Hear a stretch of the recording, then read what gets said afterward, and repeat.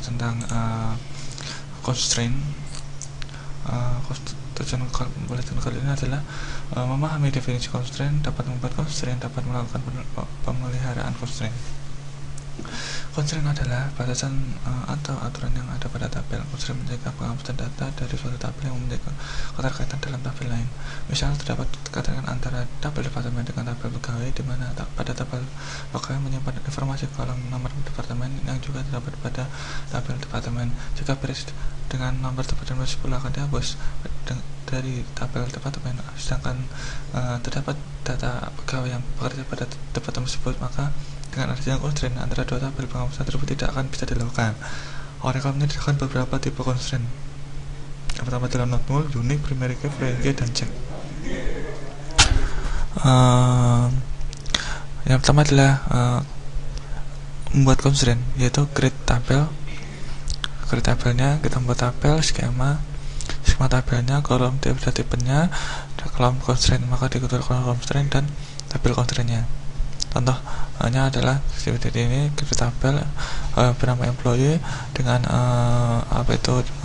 skemanya employee dengan nomor first name, dan ini constraintnya dengan EMP ID PK primary key untuk employee ID-nya. Jadi employee-nya dibuat primary key dengan nama EMP, dengan nama constraintnya adalah EMP ID PK. Constraint not null, suatu constraint yang dimiliki dengan constraint not null tidak boleh berisi null. Kalau yang berfungsi sebagai kunci primary key otomatis tidak boleh null. Jadi primary key otomatis tidak not null ya. Read table employees, data penggunaan constraint not null, maka employee ID last name langsung bisa not null, bisa seperti ini. Namun salary number, year date, tapi juga bisa di akhir, yaitu constraint EMP year date nya not null. Jadi bedanya dibuat di awal dan dibuat di akhir constraintnya. Jika dibuat di awal dari setelah data tipenya itu constraintnya dinamai oleh sistem. Jika kita membuat constraintnya di akhir pada assessment, itu kita bisa membuat bisa memberi nama sendiri. Constraint unit mendefinisikan suatu kolom menjadi bersifat unik. Ilustrasi penggunaan ini seperti ini, ilustrasinya tidak boleh sama. Ketika ingin diperbaiki, maka tidak diperbolehkan karena sudah ada, jadi tidak boleh sama. Perintah pembuatan tabel untuk ilustrasi di atas adalah seperti ini. Tapi employee ini not null juga, constraint EMP email, jadi email tidak boleh sama, juga Unix untuk email. Oke. Constraint selanjutnya adalah constraint primary key. Constraint primary key pun membentuk key yang unik untuk satu tabel. Kolom dituliskan sebagai primary key akan diberikan satu baris data sebagai unik. Untuk menggunakan constraint primary key seperti ini, create tabel nomor departments, ID, name, dan ini kita constraint dep, namanya constraintnya adalah dep, ini bersifat primary key untuk kolom departemen ID. Ilustrasi penggunaan constraint primary key juga seperti ini, maka tidak boleh sama, unik, dan tidak boleh kosong. Primary tidak boleh not null. Foreign key, constraint didefinisikan suatu kolom yang ada pada suatu tabel, di mana kolom tersebut juga dimiliki oleh tabel yang lain sebagai suatu primary key. Ilustrasi penggunaan seperti ini, jadi merujuk ya. Jadi departemen sebagai departemen ID di departemen sebagai primary key, dan ini juga di employee juga ada departemen ID, namun ini sebagai foreign key-nya. Jadi constraint-nya seperti ini, employee ID, maka constraint-nya EMP foreign key-nya, constraint nama ini FK-nya foreign key departemen ID, bernama departemen ID-nya, referensi dari departemen nama tabelnya, dan diikuti oleh nama kolom yang di referensinya. Oke. Keyword dari constraint foreign key. Foreign adalah keyword yang ada pada constraint foreign key adalah foreign key mendefinisikan kolom yang ada pada tabel anak. Reference mengidentifikasi tabel dan kolom dalam tabel induk. On delete cascade penghapusan baris dependent dalam tabel anak yang pada saat sebuah baris pada tabel yang induk dihapus. On delete settle mengonversi independent foreign key ke nilai 0.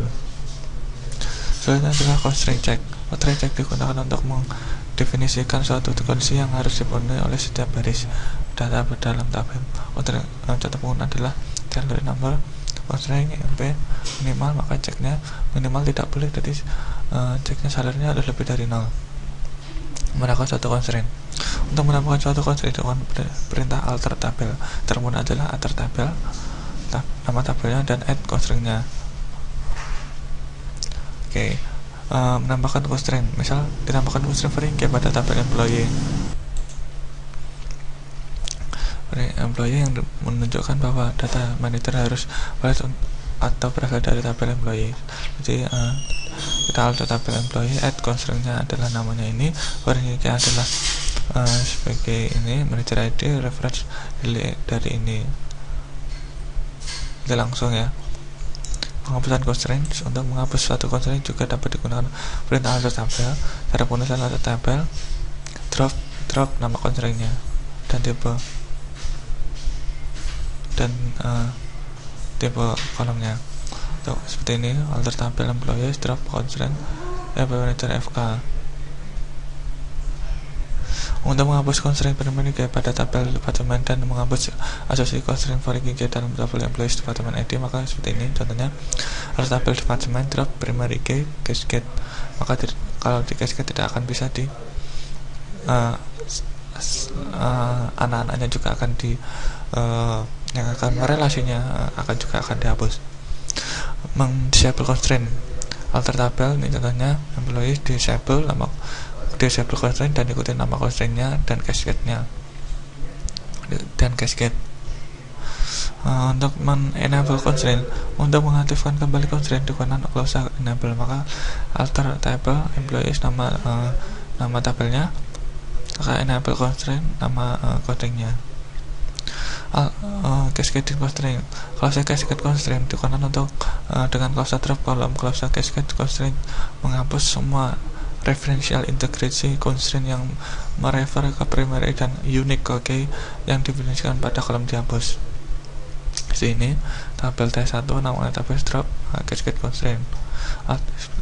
Contohnya juga seperti ini, PK kolom 1 cascade constraint. Menambahkan constraint. Tabel user constraint menyimpan informasi yang tentang constraint. Kolom tipe constraint tipe dapat versi C untuk constraint check, R untuk reference degree, Franken PP, P untuk primary key, U untuk unique. Maka sudah kesepakatan ya. Jadi C untuk check, R untuk Franken key, P untuk primary, dan U untuk unique. Sini constraint name, constraint tipe menampilkan from user constraint di library-nya where dimana tabel sama dengan employees, maka kita tabel name adalah employees, maka akan muncul seperti ini. Menampilkan kolom yang berasosiasi dengan suatu constraint, maka berikutnya menampilkan kolom yang dengan suatu nama constraint yang ada pada view user constraint, maka constraint name kolom name, maka user const column where dimana tabel sama dengan employees, maka akan muncul seperti ini. Oke, itu dulu dari saya. Wassalamualaikum warahmatullahi wabarakatuh.